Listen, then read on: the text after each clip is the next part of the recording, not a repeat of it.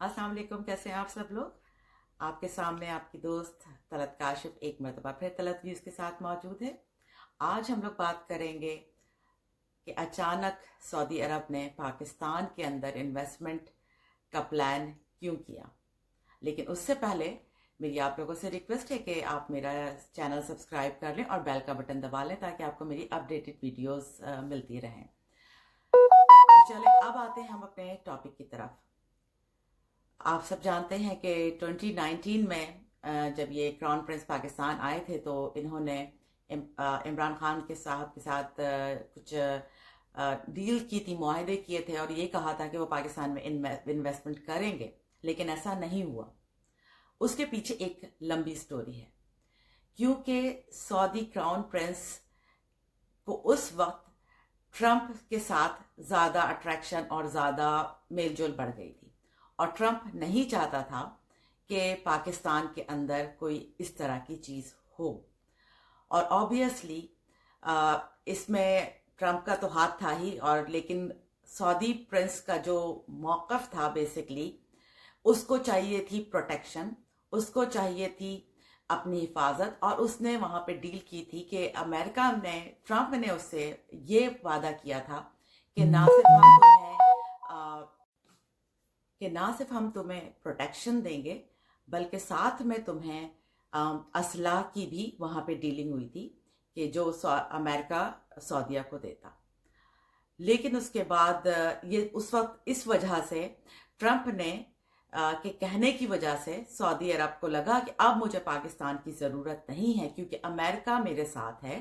तो वो पीछे हट गया पाकिस्तान से और उसने ना सिर्फ पाकिस्तान को दिए हुए अपने कर्जे वापस मांगने शुरू कर दिए, और क्योंकि हर चीज़ के ऊपर हमारी पाक आर्मी का वो इस्तेमाल किया करता था। जब भी उसको प्रोटेक्शन चाहिए होती थी हमारी पाक आर्मी उसको प्रोटेक्शन देती थी।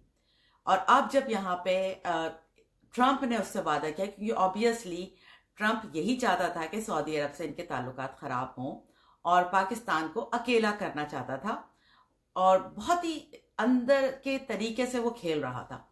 तो और सऊदी प्रिंस को ऑब्वियसली जब यहाँ उससे ट्रंप से मिल रही है प्रोटेक्शन और प्लस असला की डील हो रही है तो वो पाकिस्तान को क्यों पूछता।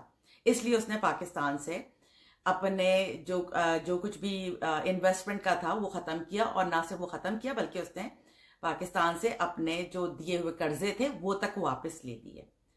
लेकिन खैर वो हो गई बात वहाँ पे ख़त्म। फिर वहाँ पे इसने बल्कि उनके एयरबेस पे अमेरिका के सऊदी अरब के जो एयरफोर्स के थे उनको ट्रेनिंग दी जा रही थी। उस ट्रेनिंग के दौरान हुआ क्या कि एक सऊदी पायलट ने वहाँ पे फायरिंग करके अमेरिका के 3 ऑफिसर्स मार दिए, और मेरा ख्याल है कई जख्मी भी हुए, 26-27 के करीब जख्मी हुए।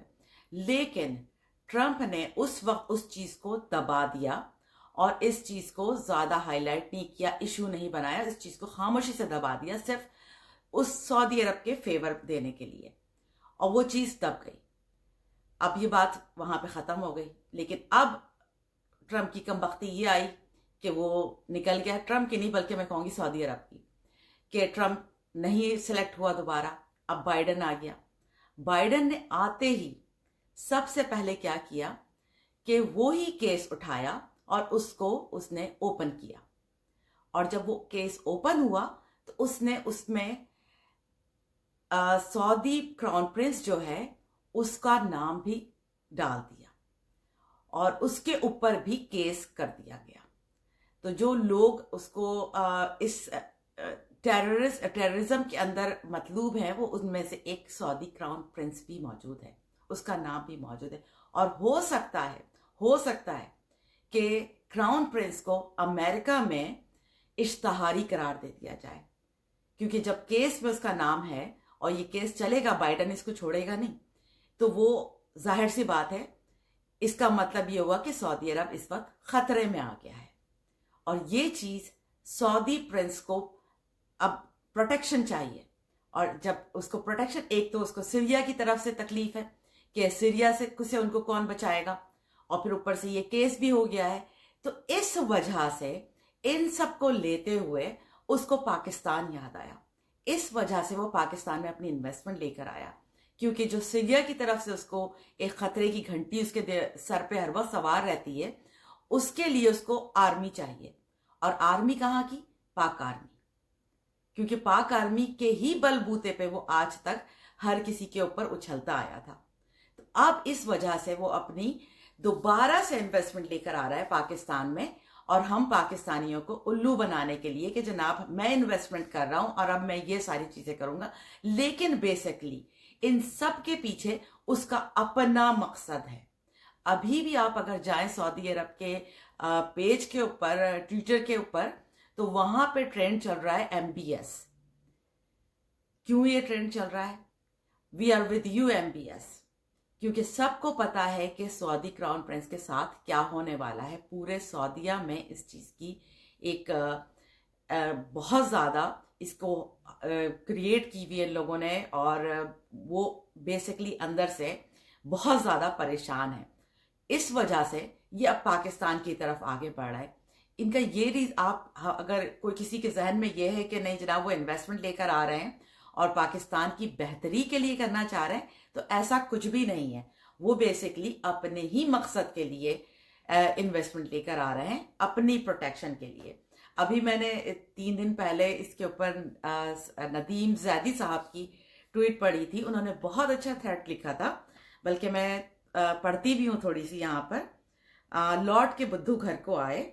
2019 में पाकिस्तान आके आईके से पाकिस्तान ने बड़ी सरमायाकारी के वादे करने के बाद अमरीकी हुकूमत पर अपने तमाम वादों से फिरे और इस दिए हुए मामूली पैसे तक किसी बनिए की तरह वापस लेने वाले MBS को एक बार फिर पाकिस्तान की जरूरत पड़ गई। तो इन्होंने भी वही बात अपनी ट्वीट में लिखी है जो अभी मैंने आप लोगों को डिटेल में बताई। तो और उसके बाद ही कहते हैं, और बात वही है कि सऊदी रॉयल एयरफोर्स का जो जेरे तरबियत पायलट 6 दिसंबर 2019 के दौरान तरबियत फ्लोरिडा के नेवल एयर स्टेशन पर फायरिंग करके 3 अमरीकी फौजियों को कत्ल और 13 को जख्मी, 13 थे, 13 को शदीद जख्मी करने पर अमरीकी फौजियों की जवाबी फायरिंग में मौके पर मारा गया था। इसी की वजह से ये सारी चीजें चल रही हैं।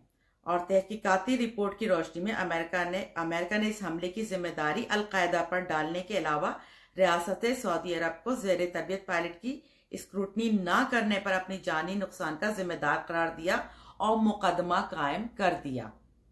यही वजह कि सऊदी अरब को अचानक वो सब वादे याद आने शुरू हो गए। तो लब्बे लबाब यही है और इसी वजह से ये लोग कर रहे हैं। और लेकिन हमारी बदकिस्मती है कि हमारे पास पाकिस्तान जो है, इन जितने लुटेरे हमारे सियासतदान थे उनकी वजह से इतना ज्यादा कर्जों में डूबा हुआ है कि इस वक्त हम किसी की भी इन्वेस्टमेंट को रिफ्यूज नहीं कर सकते, क्योंकि अल्लाह मियाँ हम लोगों को इस काबिल बनाए खान की हुकूमत में कि हम ये काम कर सकें। लेकिन बस यही वजह है कि हम ना चाहते हुए भी सऊदी अरब की इन्वेस्टमेंट हमें लेनी पड़ेगी। और इसके अलावा हमारे पास क्या कह सकती हूँ, बस पाकिस्तान को अल्लाह मियाँ सलामत रखे।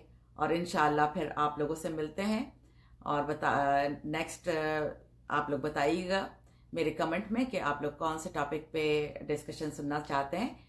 इंशाअल्लाह फिर मुलाकात होती है। टेक केयर, अल्लाह हाफिज।